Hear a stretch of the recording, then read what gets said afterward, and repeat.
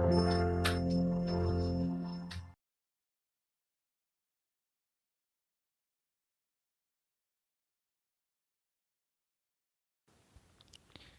Friends, welcome back to my YouTube channel study art. So friends, आज मैं आप लोगों के साथ शेयर करने वाली most important content like western art theory, western art history, even pre complete course, कोई इसके चार्जेस नहीं होने वाले हैं।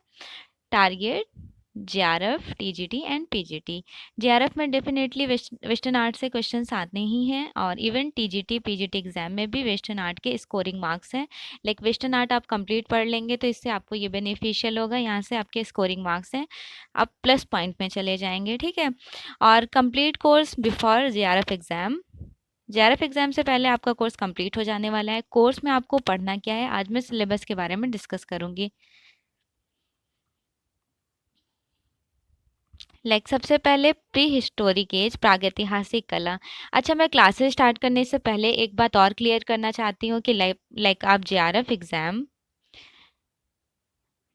एग्ज़ाम अगर इंग्लिश से देना चाहते हैं तो आपको कोई प्रॉब्लम, यहाँ पर लैंग्वेज प्रॉब्लम नहीं होगी। मैं इंग्लिश और हिंदी दोनों को डिटेल में एक्सप्लेन करती रहूँगी, जस्ट बिकॉज मैंने भी जेआरएफ एग्ज़ाम इंग्लिश में ही दिए थे, हिंदी में नहीं। मुझे थोड़ा मुश्किल हुआ था क्योंकि मेरा इंग्लिश मीडियम था, लास्ट में कंटेंट कलेक्ट करना, देन अब तो कोई परेशानी नहीं होती है। ऐसा नहीं है इंग्लिश बहुत डिफिकल्ट आता है। ऑफ कोर्स इंडियन है तो इंग्लिश से क्या रिलेशन है, इंग्लिश तो एक लैंग्वेज है, ठीक है। तो आप ये नहीं सोचिएगा कि आपको इंग्लिश में पेपर देना है तो हिंदी में पढ़ के क्या होगा, नहीं, हिंदी में भी पढ़ के आप सब कुछ कर सकते हैं। देखिए, पूर्व पाषाण काल, मध्य पाषाण काल और नवपाषाण काल। पूर्व पाषाण काल जैसे इंग्लिश में बोलते हैं पैलेलिथिक एज, मध्य पाषाण काल मेसोलिथिक एज, नवपाषाण काल नियोलिथिक एज, ठीक है।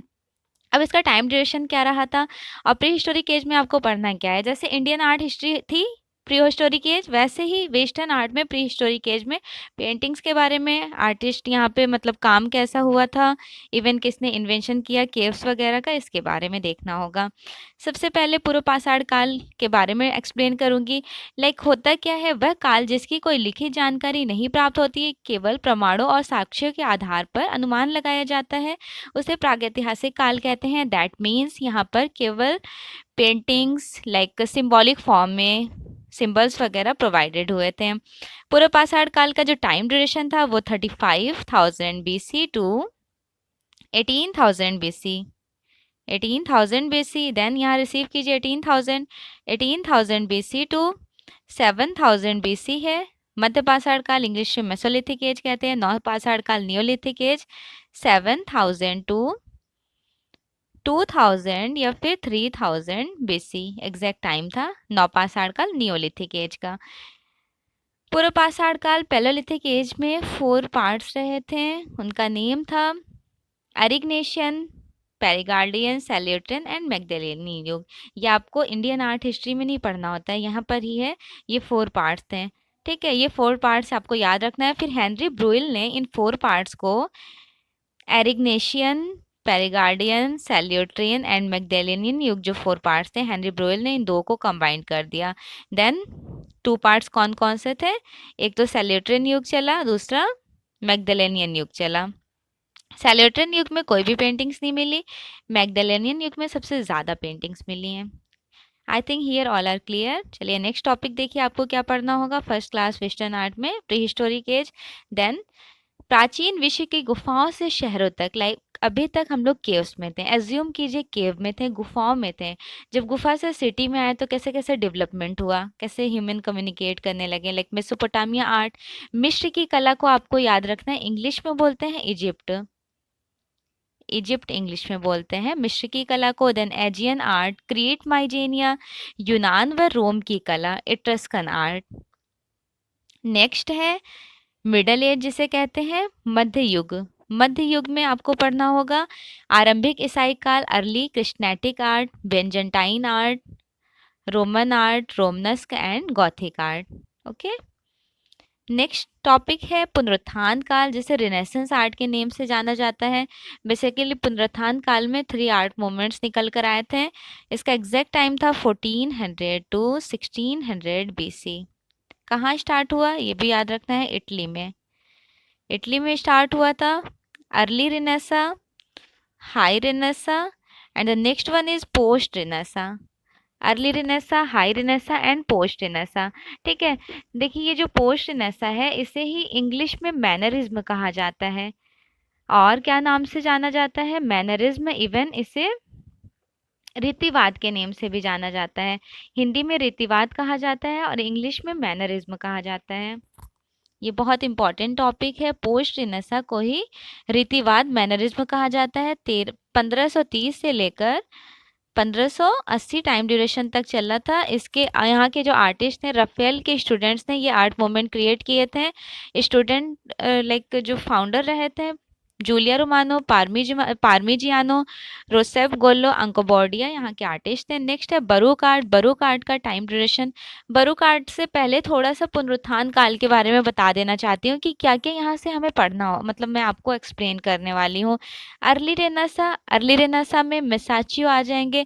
देखिए अर्ली रेनेसा 2 डायरेक्शंस में चला था, एक था वेनिस, दूसरा था फ्लोरेंस।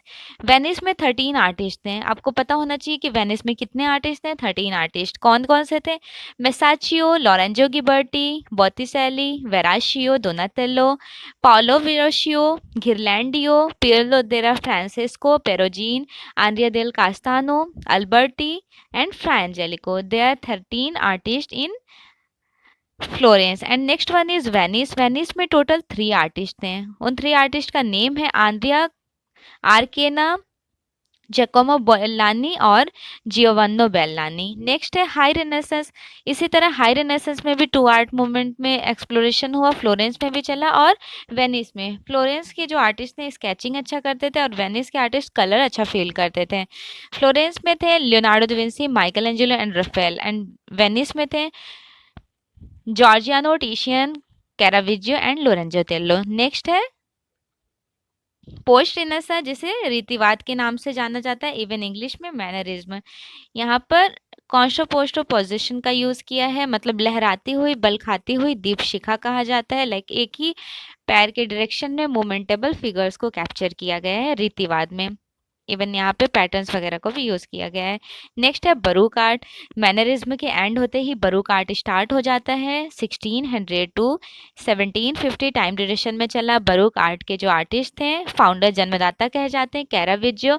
इवन और भी सारे आर्टिस्ट थे, पीटर पॉल रबन्स, रैम्ब्रा। बेसिकली यहाँ पे जो स्कल्प्टर आर्टिस्ट थे बर्निनी। बर्निनी ने इस तरह के स्कल्प्टर बनाए, लाइक उससे देख के आप एज्यूम करेंगे कि इतने सॉफ्टनेस बनाए हैं कि लगता है कि मोम वैक्स का कोई स्कल्प्टर है, मूर्ति है, लेकिन वो वैक्स की नहीं होती है, संगमरमर की होती है। इस तरह से कैप्चर किए थे बरूक आर्टिस्ट ने।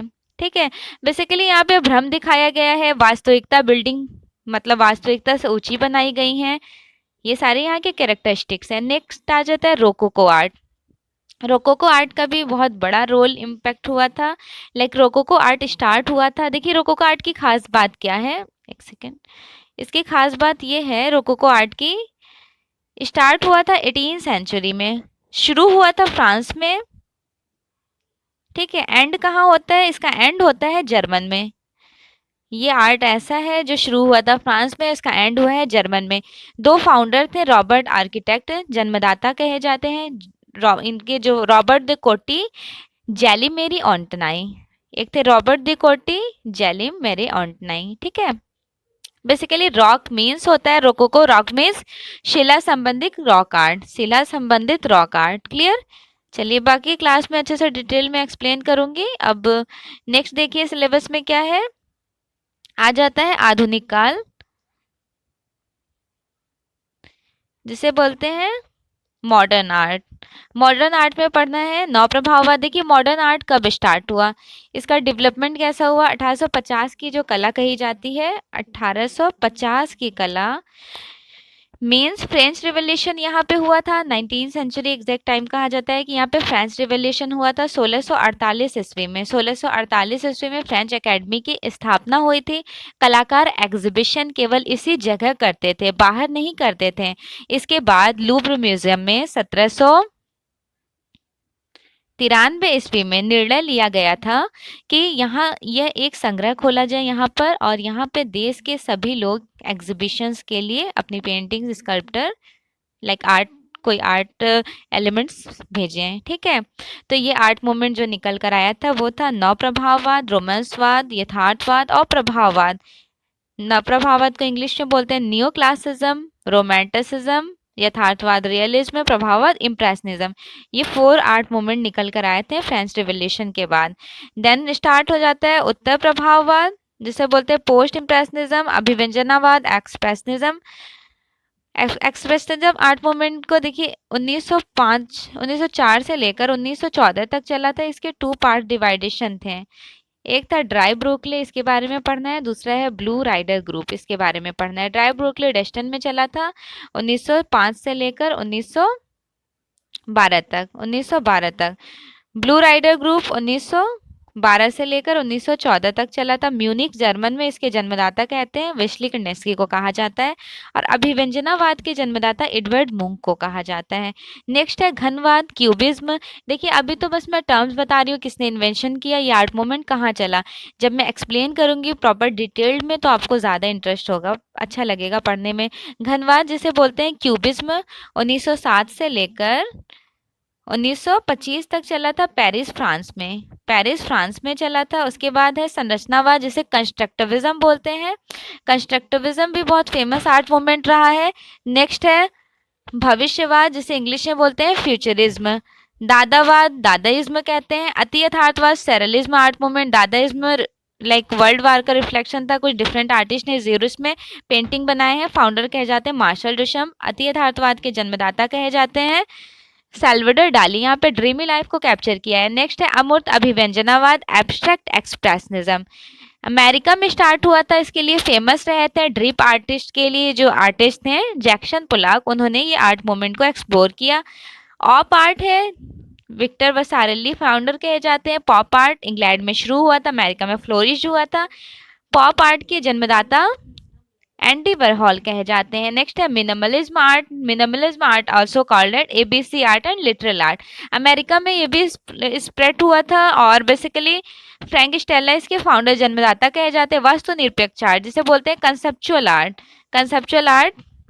1960 में स्टार्ट हुआ था, बहुत फेमस आर्ट मूवमेंट रहा है। नेक्स्ट है flux art movement, art povera, body art and environmental art, graffiti, process art. Next है performing art, performance art, installation, non figurative, happening, feminist and gay art. ठीक है, इसके बारे में डिटेल्ड में मैं 1 by 1 चैप्टर क्लियर करा दूंगी आप लोगों का। सो फाइनली कंटेंट इतने ही थे, वेस्टर्न आर्ट में इतना ही पढ़ना है। इसके अंदर बहुत ज़्यादा हैं लेकिन बहुत अच्छे से मैं एक्सप्लेन कर दूंगी जिससे आप कभी भूलेंगे भी नहीं और आपको बहुत इंटरेस्ट के साथ सारे चैप्टर्स क्लियर भी हो जाने वाले हैं। सो फीडबैक ज़रूर दीजिएगा, एक्सप्लेनेशन कैसा था। इवन वेस्टर्न आर्ट की क्लासेस ज़रूर अटेंड कीजिएगा। क्लासेस स्टार्ट होने वाली हैं 20 जनवरी से, ठीक है, 20 जनवरी से। So finally